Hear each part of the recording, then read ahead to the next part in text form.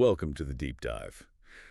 Today our mission is unpacking a really massive coordinated wave of overnight unrest across three southern Thai provinces. Yeah, we're going to break down the tactics, the timeline, and the alleged motives exactly as they've been reported by our local news sources. Right, and I just had to say I am genuinely astonished at the sheer scale of this event. I mean, 51 separate incidents executed in a single night. It is staggering. Yeah, like imagine waking up and finding out that happened while you slept. Yeah. But to really understand the severity, we have to look at how these attacks were physically carried out. Right, because the tactics were vivid and very specific. According to the sources, 22 spots were hit in Narathiwat alone. 22 spots just in that one area. Exactly. And they used fake state uniforms. Oh, wow. Yeah, they disguised themselves to infiltrate and burn down a Yala land development office. So they look like the authorities. Right. And then for the train tracks, they didn't just damage them, they halted entire rail lines using bombs hidden in picnic gas cylinders. Wait a minute. A picnic gas cylinder. Like, how does a standard camping item destroy a concrete railway sleeper? Well, it is a classic asymmetric warfare tactic. They take this mundane item and they pack it with explosives and shrapnel. Oh, I see. So it becomes a devastating device, but it completely avoids suspicion during transport. Yeah. It just looks like household gear.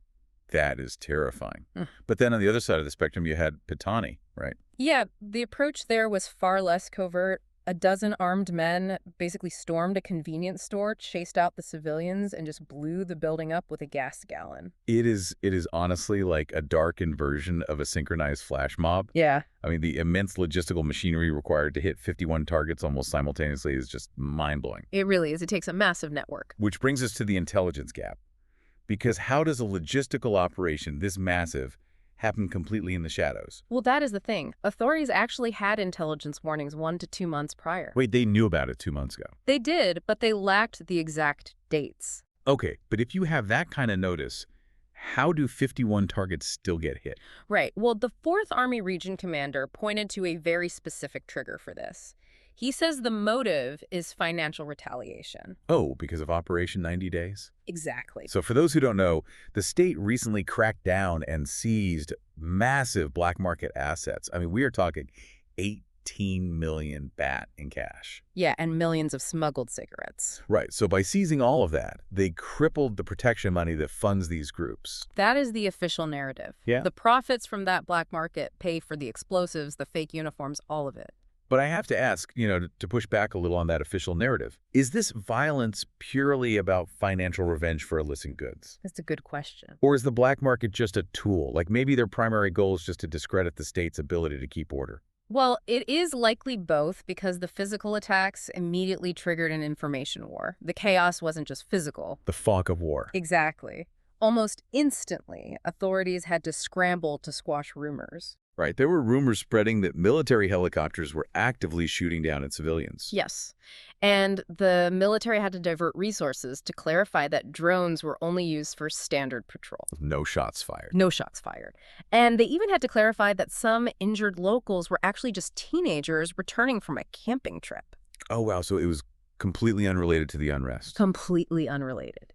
So how do modern insurgents utilize this rapid misinformation? I mean, it seems like a secondary weapon to amplify public terror. It absolutely is.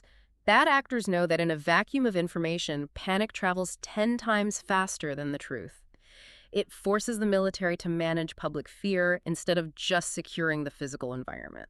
That is just so wild to think about. It shifts the whole dynamic. It really does. And I think for anyone listening, the real takeaway here is that understanding modern asymmetric warfare means you have to look at the illicit shadow economies, like those smuggled cigarettes. They are secretly funding all of this. Exactly. Taking down a smuggling ring is basically disrupting a military supply line. Which leaves us with a really difficult question to ponder. What's that?